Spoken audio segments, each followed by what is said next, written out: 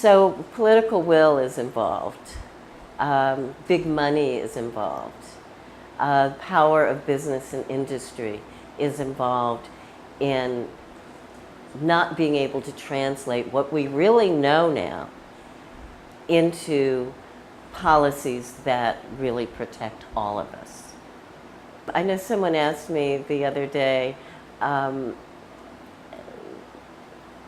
what helps you be more effective? And certainly the political system is the gorilla in the room. If you don't have a political system that you can access easily and that can help create the political will for change, change will not occur. And I think we're seeing that today. We do have an administration that is open to change, is open to being more protective. And as an advocate, we're back and forth to Washington. There are fantastic opportunities and discussions and dialogue and an understanding for that need for change. Yet, when it comes to Congress, we see Congress basically saying, we don't want EPA to enforce this particular law. We don't want EPA to enforce, carbon standards. We see them, a certain part of the political spectrum, trying to continue to roll back policies and practices that would be more protective. So the political system is really key. Without being able to have good access and to have people who are thinking progressively about these issues, we can't make change.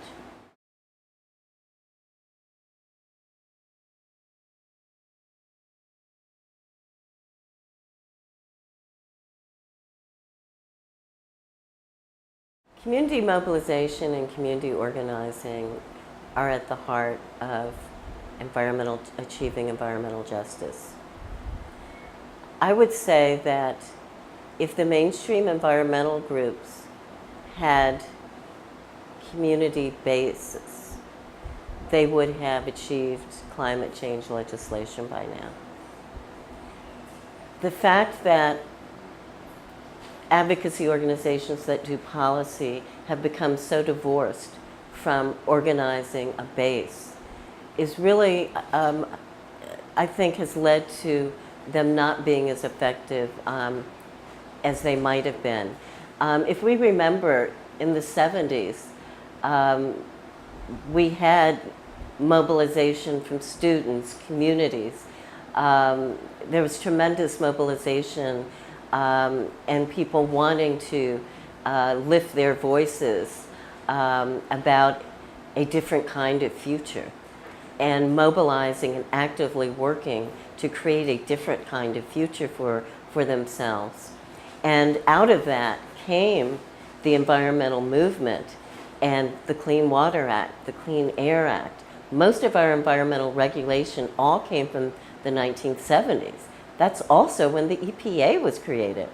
I don't think people really understand. The EPA is a pretty new agency. It was created in the 1970s. Out of that, organizing and mobilization, which has somehow died out. And so the organizing is so important.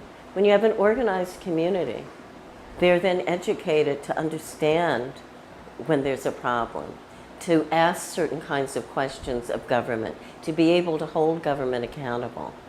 And without that community education and organizing, it's not going to happen.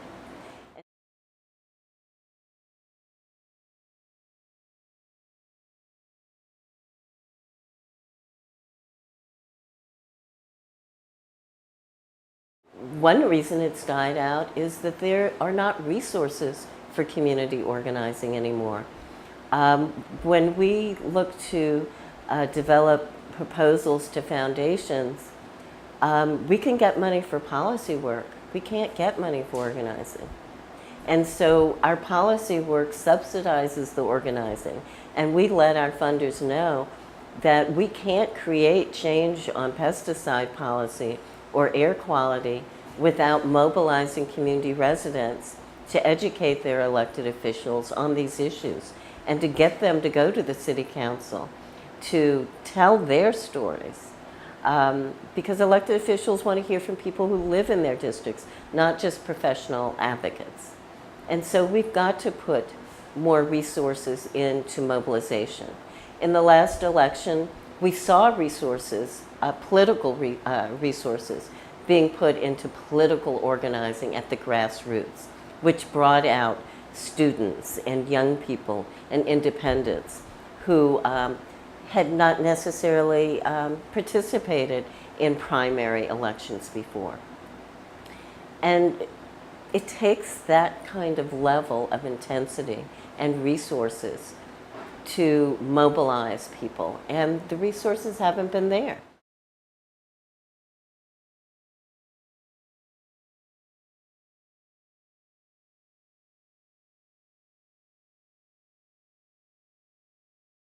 What we have seen is that we have seen groups on the right put their resources into organizing conservative faith-based groups and conservative think tanks and beginning to mobilize their base. But we have not seen that on the left or even in the middle. Resources really going to community education, public education campaigns, and organizing people.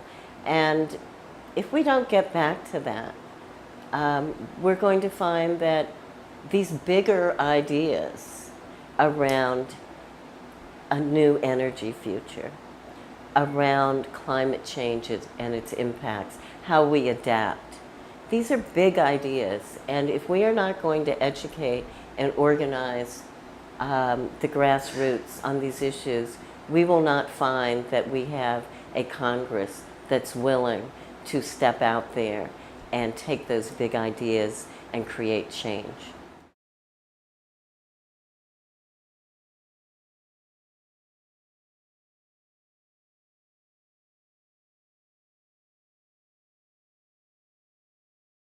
I think what most people don't understand, and what we all need to understand, is that the environment is where we live, work, play, and go to school.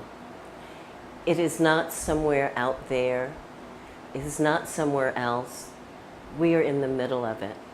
And everything around us is impacting us, and we need to understand those impacts. We need to understand the exposure of the car that sits in our driveway, or that we're driving into Midtown. We need to understand the exposure of putting our kid on the little yellow school bus that has diesel seeping into the cabin.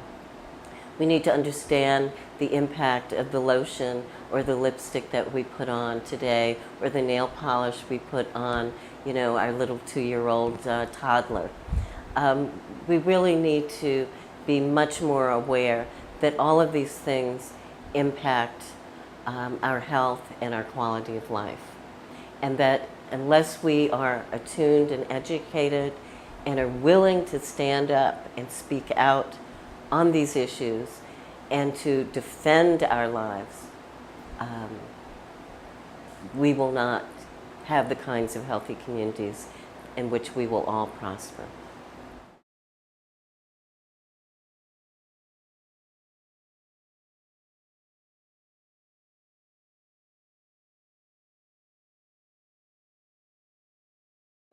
The environmental justice movement is so broad. A lot of people say, well, what are just the 1 or 2 most important issues? And you've heard me talk about 8 of them, you know, transportation, air quality, toxics, food. But if you go to a mainstream environmental group, you won't see that same breadth. And you won't see that they're thinking about the big issues. How do we save the earth? They're not thinking about how to save our communities. And I think if we started there, we would find that people would understand how to save their communities and then save the earth.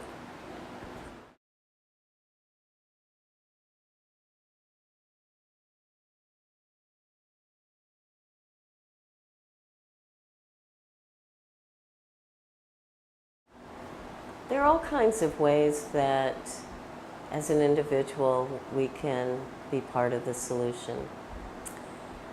There are small ways that make a big difference in our own homes, whether it's energy conservation, waste reduction,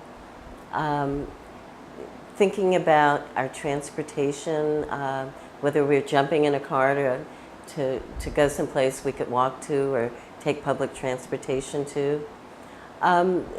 There's also, at the next level, how we join and use our participation for the greater good. Can we join a clean air campaign? Can we join a civic organization that's working on an issue that's identified as a problem in that community? In New York City, we have community boards, which are a vehicle for residents to come together around key city services and community concerns. There are all kinds of ways that each one of us can make a difference.